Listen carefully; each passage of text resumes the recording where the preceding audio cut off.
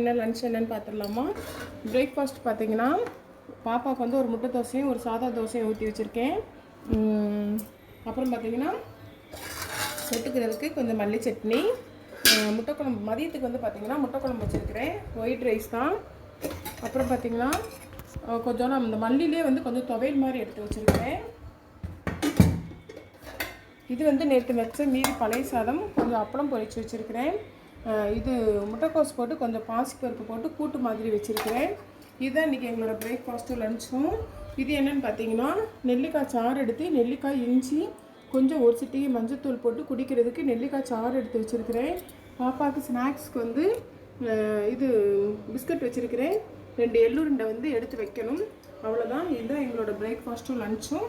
உங்கள் வீட்டில் என்ன பிரேக்ஃபாஸ்ட்டு லன்ச்சு அப்படிங்கிறத மறக்காமல் கமெண்ட் பாக்ஸில் மென்ஷன் பண்ணுங்கள்.